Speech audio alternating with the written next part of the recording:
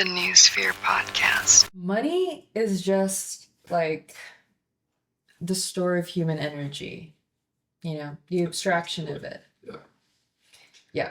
Money was a tool created in order for humans to relate better to their productive efforts, to their energy, and have an intermediary in the way that they're exchanging things between two people, in the way that they live and behave in the world. And that's how money was created, the concept of it.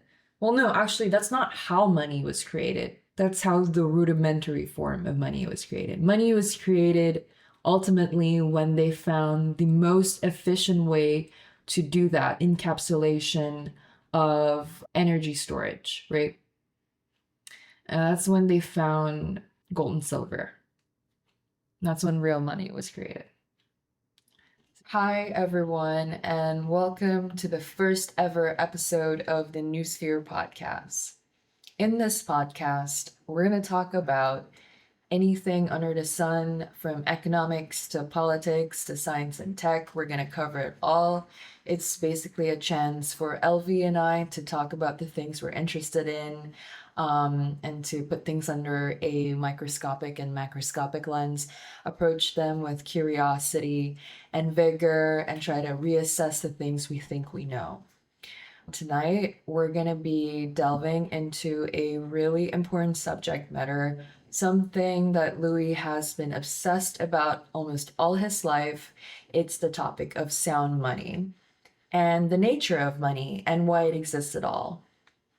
Louis, do you want to start it off and kind of introduce our audience here, what sound money is?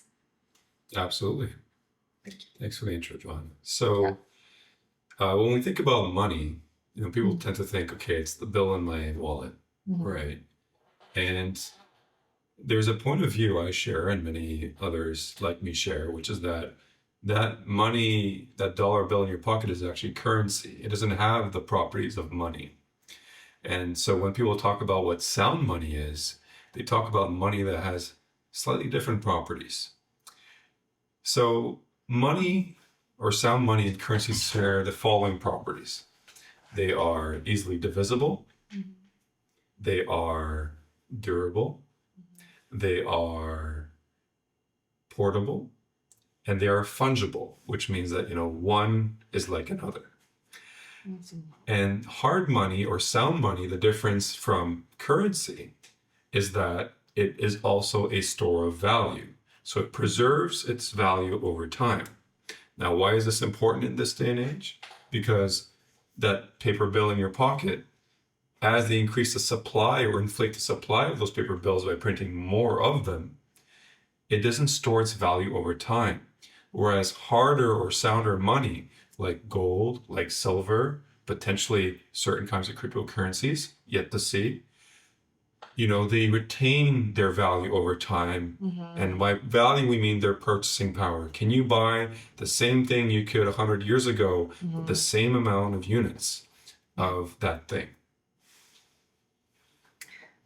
Absolutely great intro there into the topic of money.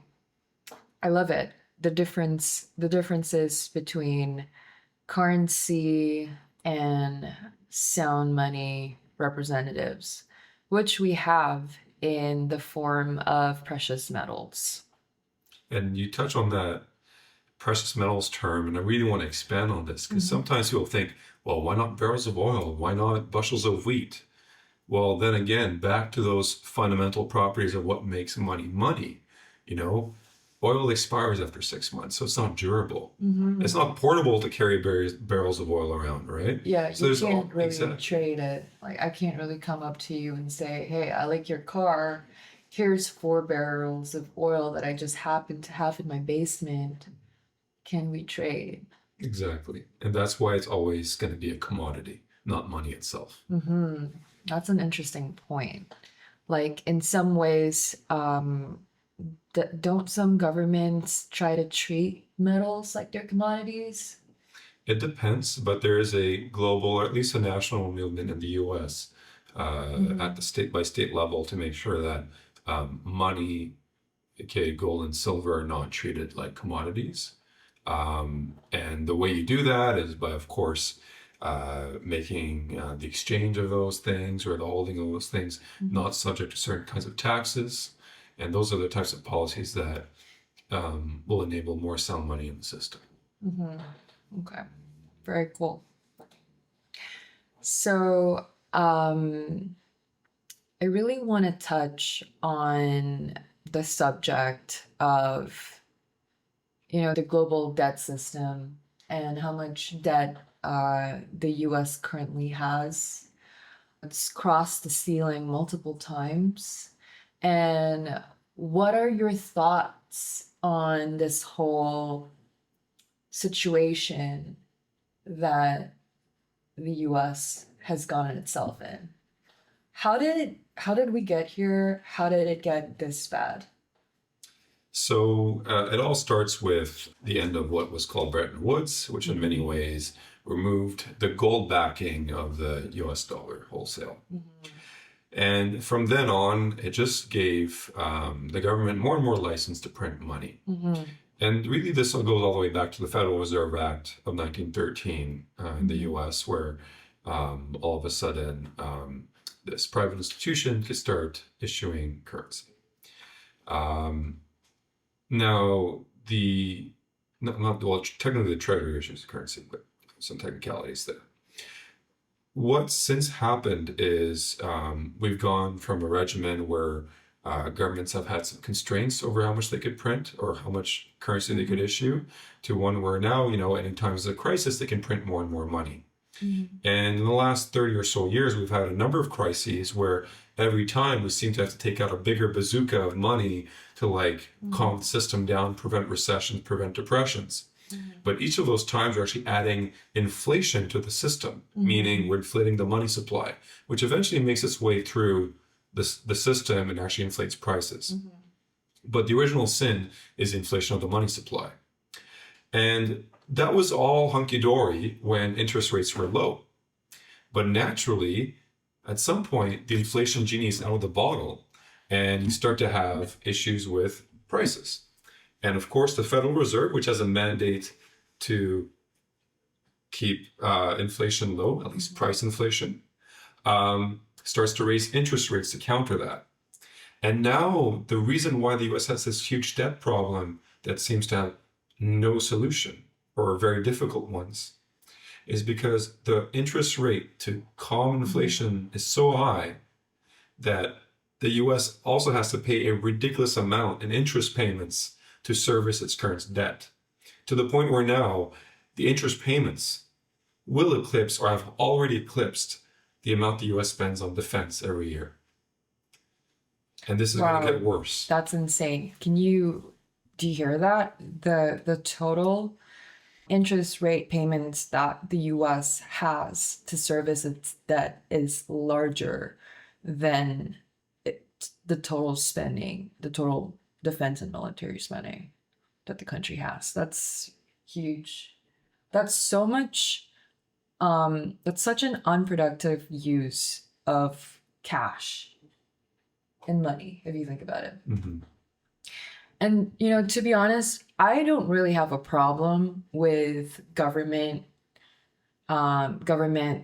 taking over the responsibility of managing and creating a currency.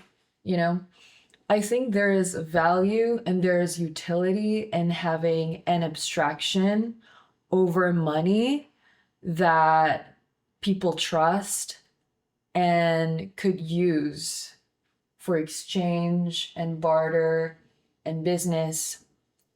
It facilitates the economy.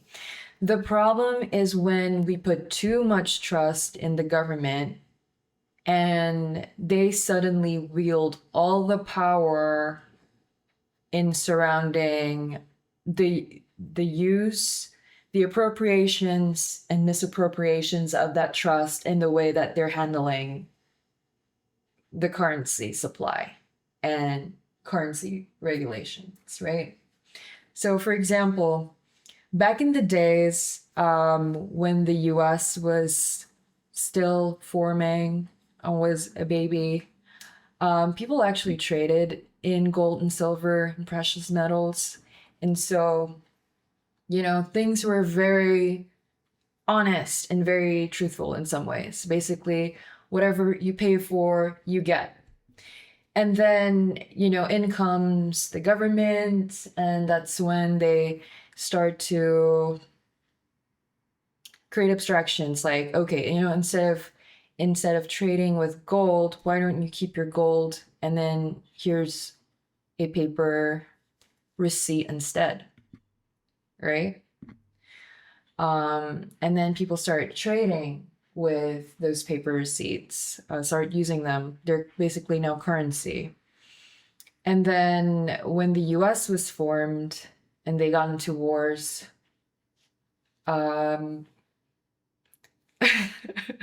Well, you make some great points. I'll just clarify a bit. Okay. So the early colonies used to trade in pieces of eights or Spanish doubloons and so on. So they so there were, the Spanish currency, which was gold and silver, was predominant throughout the world, and that's what people sought. And then eventually, when the United States was formed, they eventually started minting its own coin or money. Ultimately, when we did move to a paper currency, it was that the U.S. promised that it had X amount in reserve to back those currencies. So that $20 bill you held was always supposed to be redeemable for that equivalent amount in gold.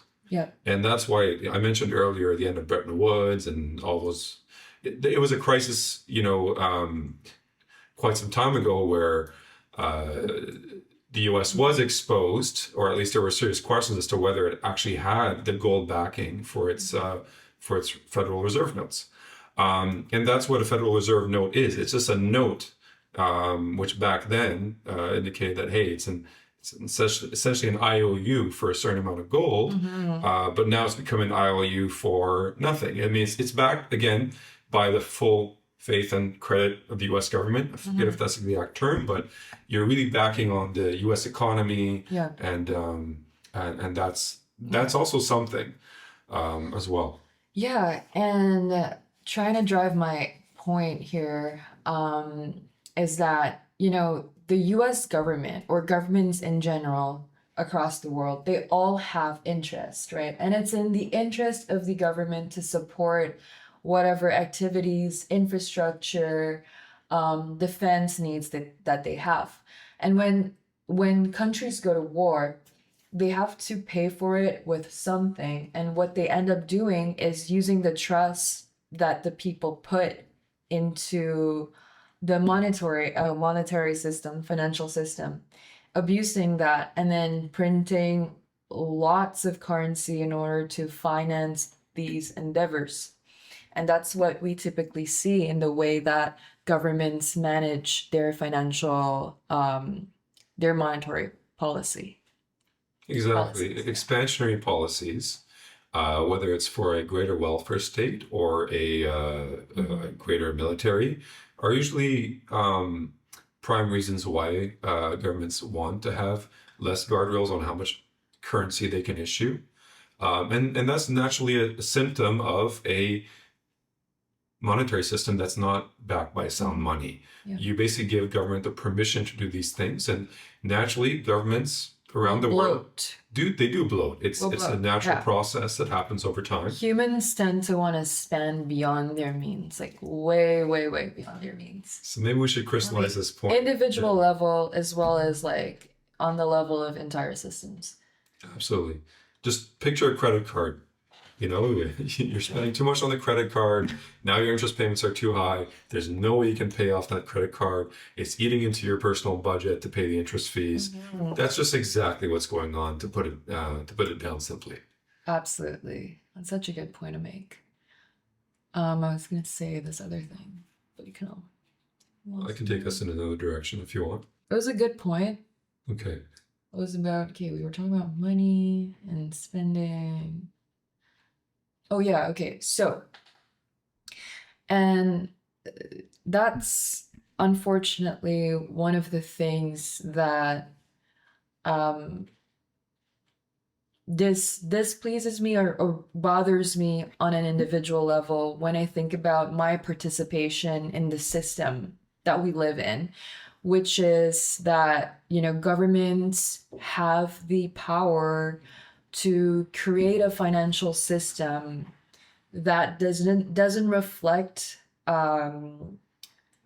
the actual value of an economy. Meaning, when you expand a money supply in pure economics, that expansion is supposed to reflect its equivalent amount in goods and services.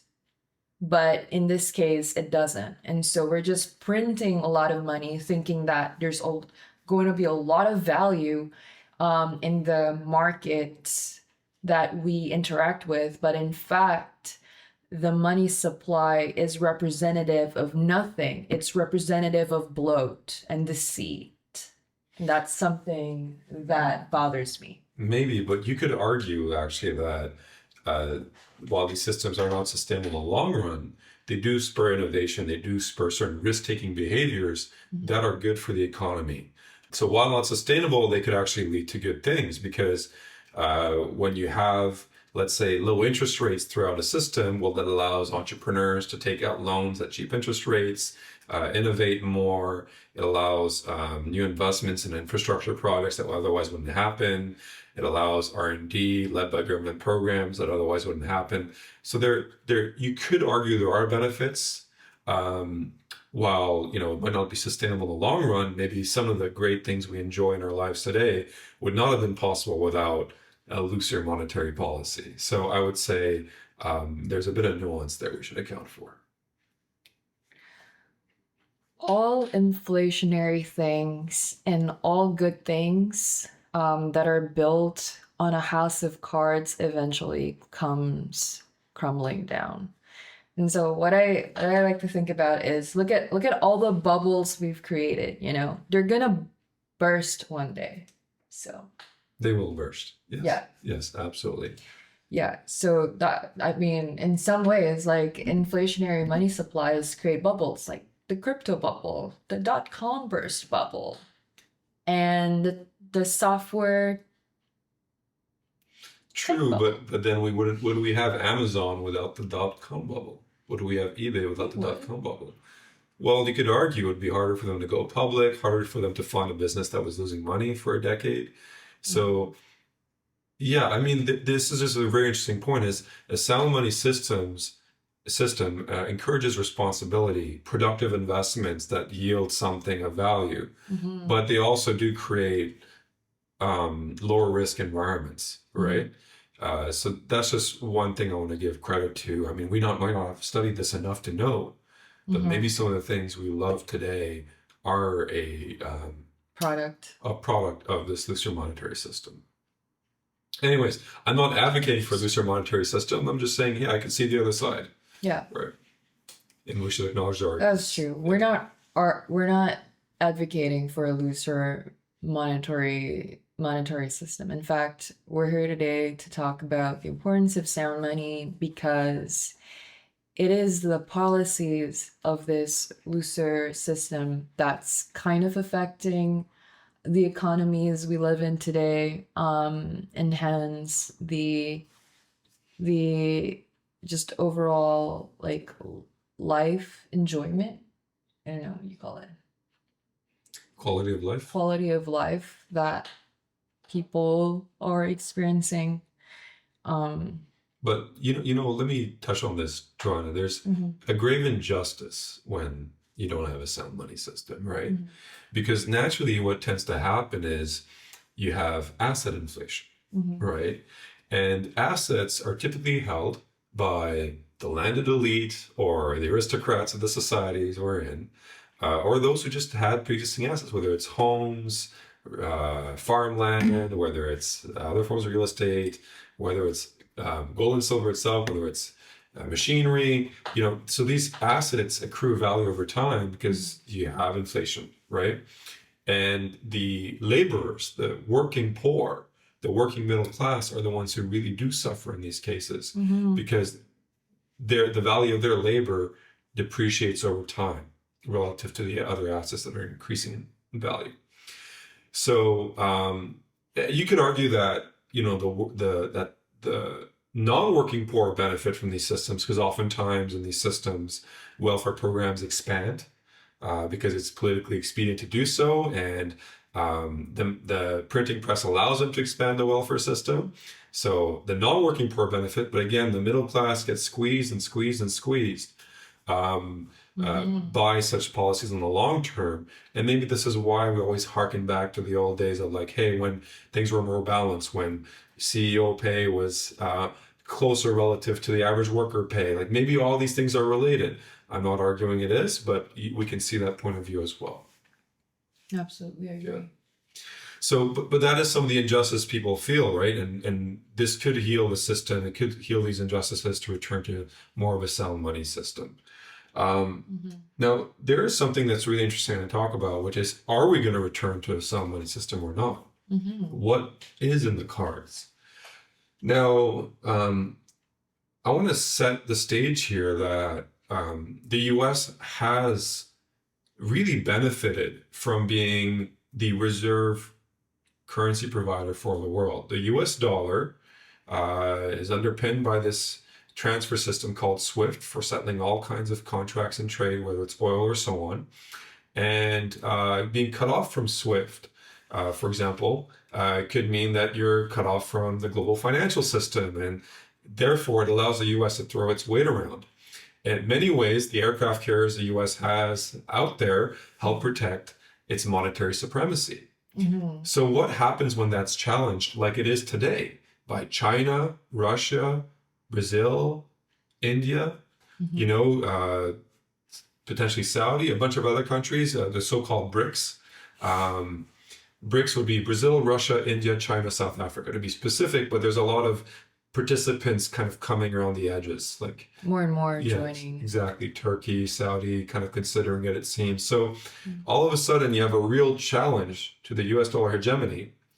And these BRICS countries are proposing commodity-backed currencies potentially, either backed by oil, either backed by gold, either settling in currency exchanges or swaps between themselves or in the renminbi or other currencies. So this is a potential challenge. And the number of payments done via SWIFT have declined in the last few years drastically, especially since the US, quote unquote, weaponized its currency when Russia invaded Ukraine. So what are we faced with? Well, we're actually faced with a US that has a sovereign debt crisis on its hands. There's potentially a risk of default in the years to come because of the size of the interest. And as you're experiencing that, on the other end, there's the BRICS countries which are ready to sort of pounce on this opportunity and take over with an alternative to the US dollar. Hold on. Before we go any further, this is a great, just brilliant topic. But let's kind of explain what defaulting on your debt means and what the repercussions are. Of course. Well, it's happened a few times in history to other countries. Argentina is a good example where it has to default, restructure. It's had persistent inflation for a very long time. In fact, I think that's why Argentinians were sick of it and elected Javier Milei to hopefully cut the size of government and cut the inflation overall so they're not through that cycle. And yeah, when that happens, it's very similar to how you deal with a debtor. You have to restructure your debt. You have to find ways to go insolvent, the equivalent of a Chapter 11 or a Chapter 7. The only problem is that once the U.S. does that, if it does, there are potentially ways it could save itself. Then the world loses faith in its system, right? So it stops being the global reserve currency, and then it stops being as powerful as it is. So it has repercussions. So the U.S. defaulting is definitely a bigger deal than Argentina defaulting, and it's not even close. Oh, not even close. Like if the US ever defaults on its debt, the entire power structure of the world changes and we enter something completely new. And this is why it's such an interesting dynamic is that ironically, countries like China and so on may not have it in their best interest that the US defaults on its debt. It's geopolitically maybe favorable, but for their economy, it could be disastrous. Because essentially what it is that anyone holding US currency will no longer be able to claim it for anything if the US currency defaults on itself. I mean, then essentially every US dollar becomes valueless. And so if you have savings and it's all just like the US dollar, then that would essentially go down to zero and you'd have nothing at all. Well, I don't think it would actually go down to zero. It would probably lose value, but you could argue in the restructuring process it could retain some value. We don't know how much. So many countries have defaulted, and we see the effects of it the next day of, like Greece, Zimbabwe. Well, that's really interesting because I like that you brought the Zimbabwe example because. There's a technical default where you say, I can't pay. But again, the US doesn't have anything backing its currencies. It could keep printing money. So it could not have a technical default, but it could have a de jure or I don't know, de facto, I don't know exactly the term, but another kind of default, which is, we're just going to devalue our currency into oblivion. And that allows us to pay the interest. Right. But of course, we're destroying our economy with persistent inflation and potentially hyperinflation thereafter. And this harkens back to a very important example in history, which is the Weimar Republic, which is, around where Germany is today. And so after World War I, the Weimar Republic had to pay heavy reparations for the war to the other European countries. And one of the ways it did that, again, was by printing a lot of money to stimulate its economy to pay the reparations and so on and so forth. And it had a boom era in the 20s. And then the 30s came around. And when the 30s came around, people started noticing. Prices of bread started increasing dramatically. And then soon you have to bring a wagon of cash, of Weimar notes, or marks at the time, to actually buy some bread. You could buy, and then that's exactly when people remember, like, hey, like gold has value or relative to paper money. You could buy potentially a hotel with a few pieces of gold. Everything got repriced at that point, and the Weimar notes were definitely valueless because they just printed and printed more to pay themselves out of the debt crisis they were in.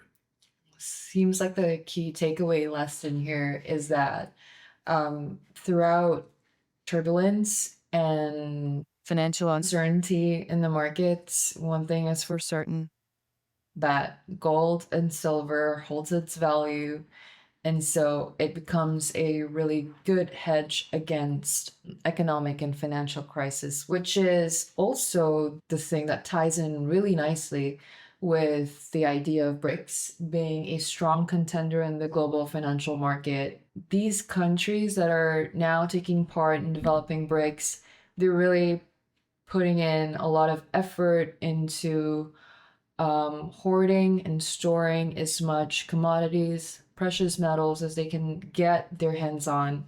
And to be honest, in the world today, it's becoming increasingly harder to do so because there's so many exchanges and central banks around the world are becoming depleted in terms of the number of bullion that they have in storage.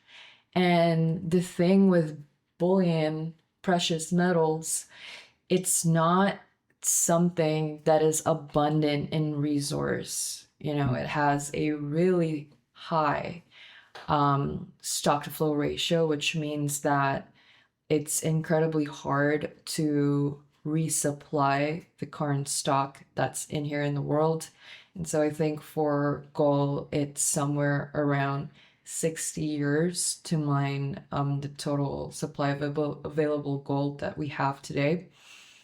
And the trend is that people are starting to choose not to have their assets in paper contracts, but rather have it delivered in physical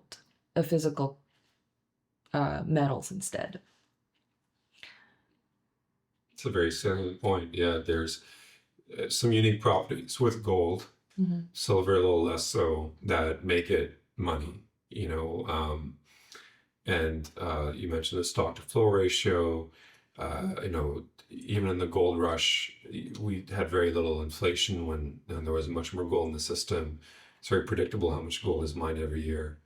And one thing about gold that's a little unique compared to silver and other metals, silver still is great, but gold is unique in that it doesn't really find itself susceptible to supply and demand shocks because of industry, because it's not that much of an industrial metal. It's more of a monetary metal. Whereas silver and copper and other metals, they have industrial uses, right? Silver is the best conductor. Copper is a great conductor. Silver is very much used in photovoltaic cells, which has a huge impact on the solar energy economy. So there are competing use cases for silver, not as much for gold. But you know, some people would argue that's a bull case for silver can be made for that reason. One thing I want to pick up on is your statement about central banks.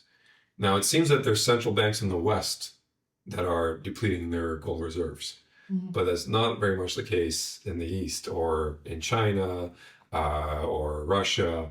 Their central banks arguably have been stocking up on monetary and industrial gold more than ever in the last 4 or 5 years. Yeah.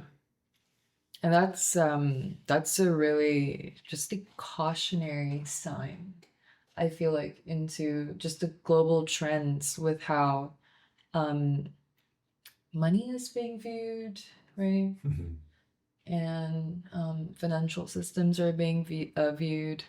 People are looking like they're becoming increasingly competitive, especially in the East.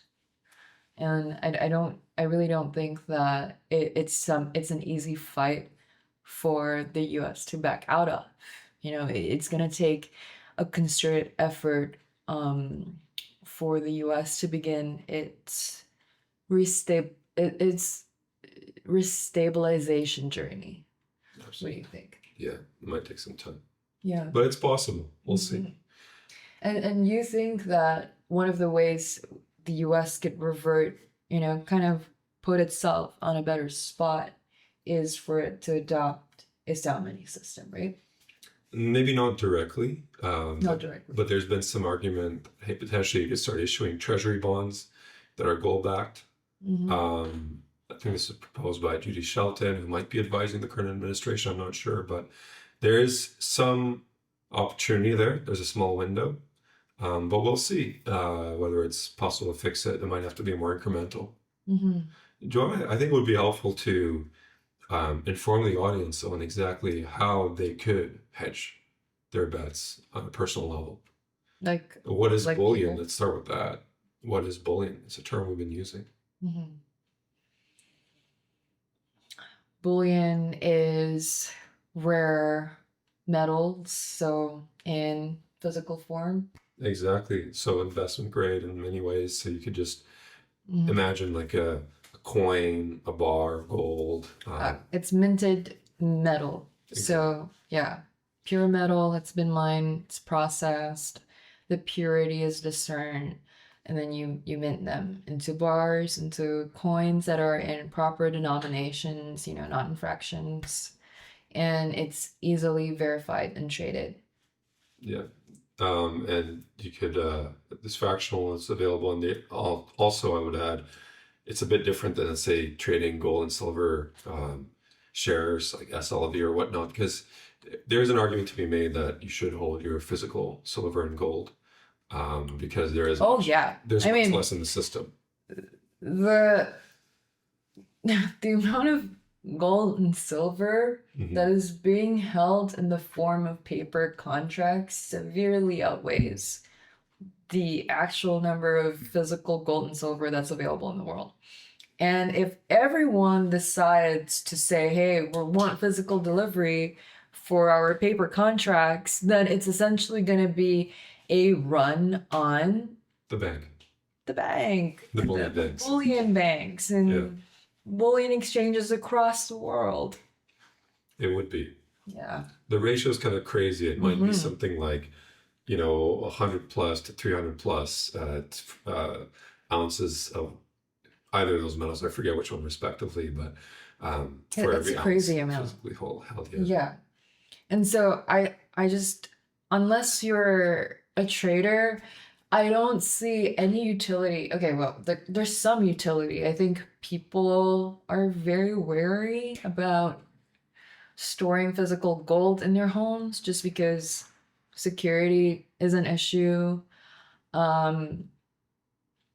Yeah, so, right? Yeah, there's trade-offs. There's trade-offs, but to me, I think it's just, Yeah, absolutely. So there are lots of dealers out there. There's lots of ways to buy physical gold and silver. There's ways to invest in it with vaulting services. But just generally, I think our recommendation for people of our generations is to look into this, not just look at crypto, but to look into something that has a history of thousands of years, time and time again, after fiat or these currencies lose their value, they're the unspoken champions, and they come back into the fold, whether it's gold or silver or a combination of both. They become important again, and they become the way people trade. absolutely. If you look at countries that have gone through stuff like Greece, for example, and you hear a lot of stories about how farmers, the civilians working their whole life, saving up, they've got all this. What's the Greek currency used to be? Lira? Yeah, the lira. Yeah. Got a bunch of lira. Well, but To be they corrected. were under the EU system by then, so they were trading in euros. Yeah, Okay. yeah, of course. Lira was before that. Yeah. But how's it possible that they... The euro system was in place, I think, around 2001, 2002, and Greece had its debt crisis in 2008, 9-ish. How could it have debt crisis if it was in euros? It totally could, because the euro is just a currency. The Greece as a government has debt denominated in that currency. No. I think Greece was in their own currency. No, They no, weren't. no. They were off the lira. Okay. I know this. You can take that to the bank. We Part could of the pump. maybe cut this off because I don't know if it's useful anymore. Or keep it in. Yeah. Okay.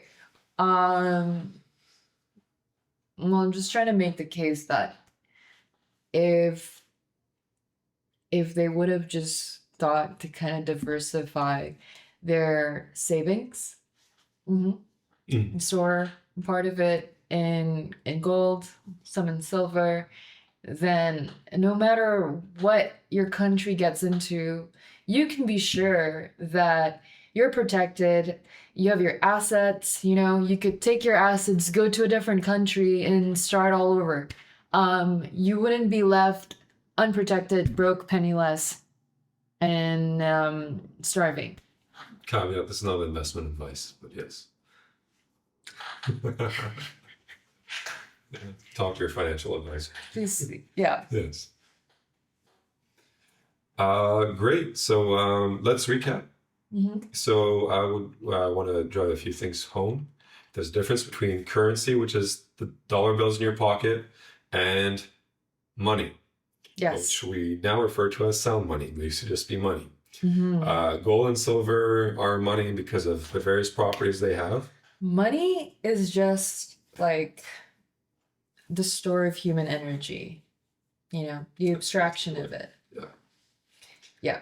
Money was a tool created in order for humans to relate better to their productive efforts, to their energy, and have an intermediary in the way that they're exchanging things between two people, in the way that they live and behave in the world. And that's how money was created, the concept of it.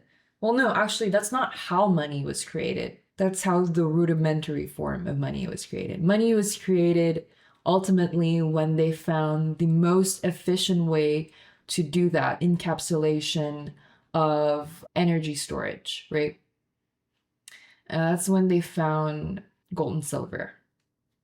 That's when real money was created. Good one. Yeah. Awesome. And anything else to sign off with? Well, the U.S. and the debt crisis. We went through that. Mm-hmm. I feel like I should have started the podcast with that. That's okay. It's such a good point. It is what it is. Thank you everyone for tuning in and listening to this podcast. We really hope that you gleaned something off from our conversation today. Please join us in our next episode. next episode.